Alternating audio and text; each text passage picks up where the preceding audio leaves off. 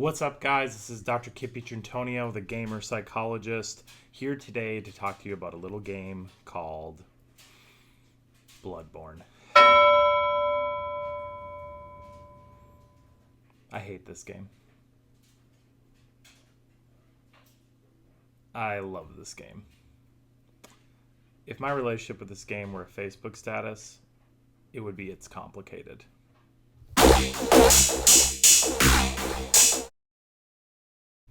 So I don't think I'm the only one who feels this way. I think most people who play From Software games have some kind of a relationship like this with their games. It's kind of a love-hate relationship.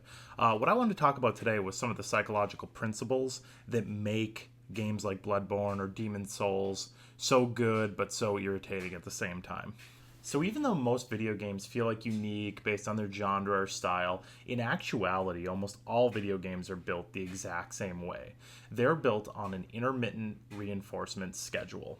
And what that is basically that you systematically give rewards and punishments throughout the game to encourage people to want to play more and get invested in the game. And there's a lot of different ways that we give rewards. So rewards can be power-ups, rewards can be furthering the story, rewards can be access to new areas. There's just a lot of different ways you can do this reinforcement schedule. But the thing is Bloodborne does it completely upside down.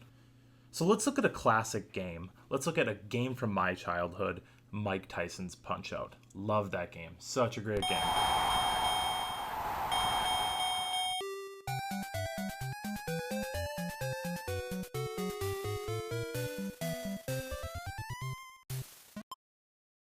Okay, how this game is set up is on a normal intermittent reinforcement schedule.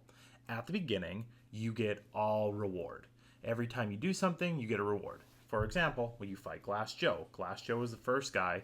He's extremely easy. Most players can beat him within 1 to 2 tries, and you feel like a rock star when you knock him down. The crowd goes wild. You're like, yeah, I win. You end up feeling great. All reward. So much dopamine. Loving it. You go to the next guy. You have maybe a little bit of trouble. You knock him out. Boom, boom, boom. It's feeling really, really good.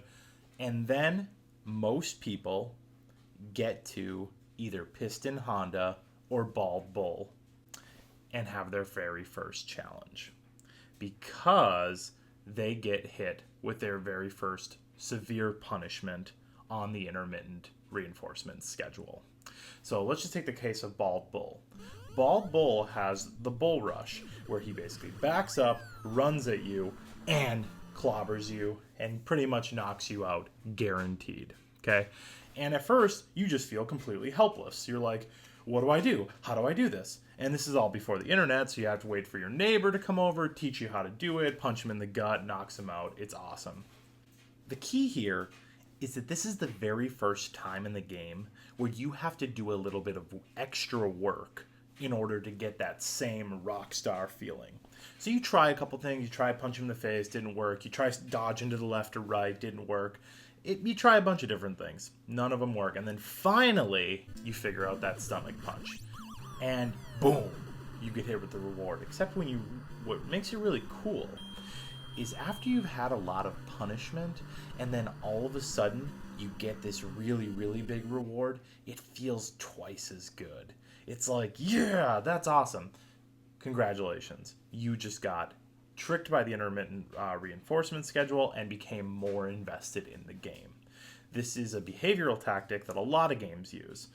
Candy Crush is a classic example. At the very beginning, you feel like you're the smartest person in the world. By level like 50 or 60, you're just endlessly trying over and over and over and over again, trying to get there. Except that they add a monetary value to the part about getting to the next step, which is a little icky and unethical. So earlier I said that Bloodborne was the same thing except upside down. And here's what I meant by that. Rather than giving you a little bit of reward and then wrapping up the difficulty and making you work a little harder for the reward over and over and over again, Bloodborne does the opposite. And it's brutally punishing from the very beginning. Imagine if you were playing Mike Tyson's Punch-Out and the very first guy was Mike Tyson. That's Bloodborne. Bloodborne is incredibly hard from the very first screen. When you start off, you fight this werewolf. The werewolf kills you. Okay, so you run past a werewolf. You get through the first couple of guys, you die. So what makes this game so fascinating from a psychological standpoint is it still encourages people to play despite being so punishing at the very, very beginning. Now, it's not perfect. In actuality, when you look at the trophy statistics, very few people ever get past the first 3 bosses. Compared to other games, the trophy statistics for this are fascinating. If you look out to the Blood-Starved Beast, which is arguably the 3rd or 4th boss of the game, about 2/3 of people don't get past him. Isn't that fascinating?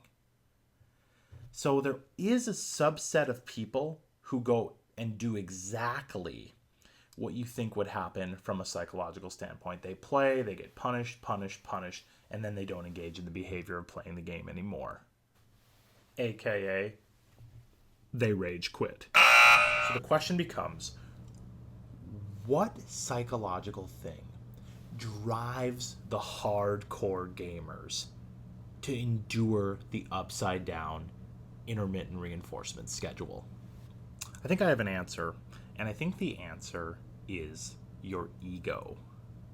And it's based on all the previous games that you've actually played. Because most games you play, if you're a hardcore gamer, you can beat. But all of a sudden, the Souls games or Bloodborne come along and they're not messing around. They beat you. And when you rage quit, you walk away. But the hardcore gamer can't let it go.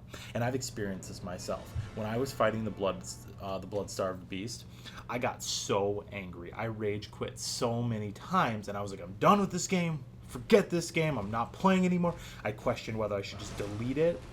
But then, about 20-30 minutes later, I'd be doing something else, and I found my brain going back and strategizing about how I could beat the Blood-Starved Beast.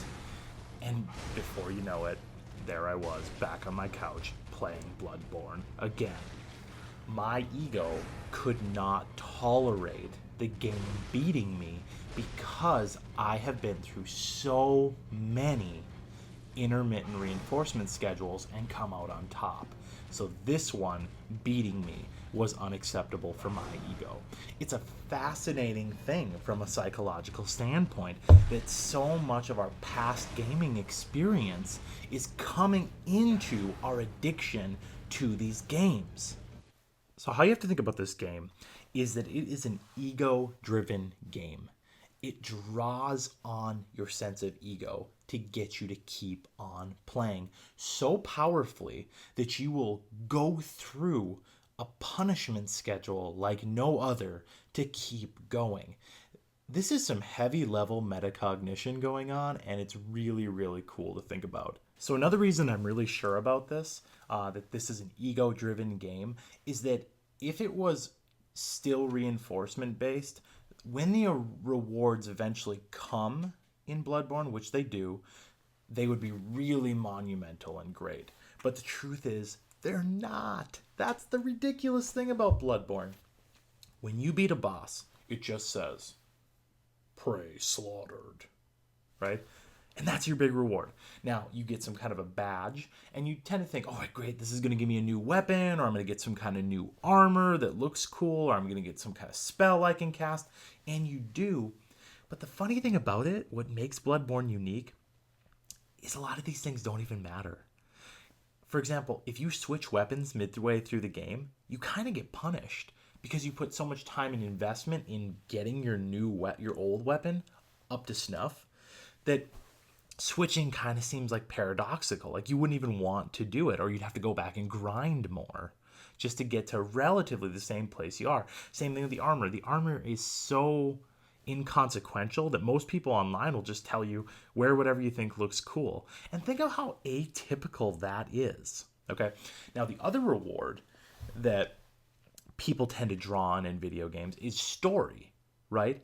And this is another place where Bloodborne just completely drops the ball. And it's so funny that people still want to play.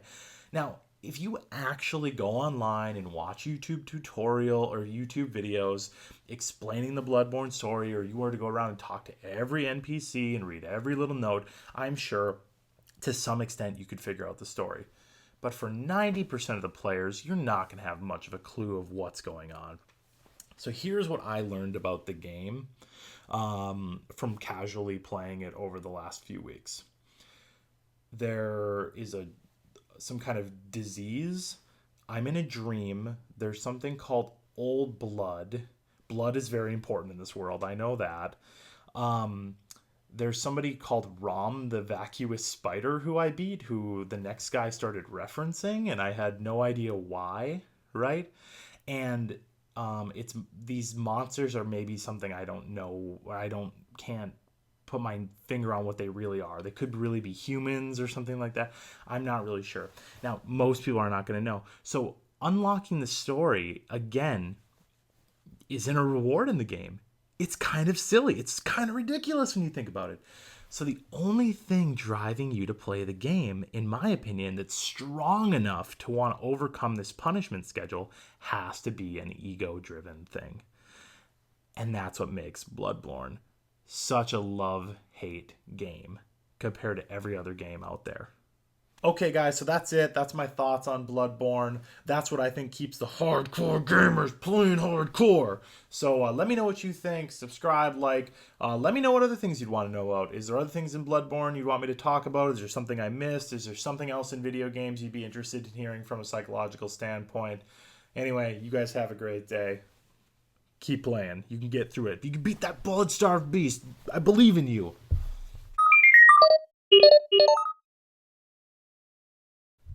I'm Rom, the vacuous spider. I live under a lake.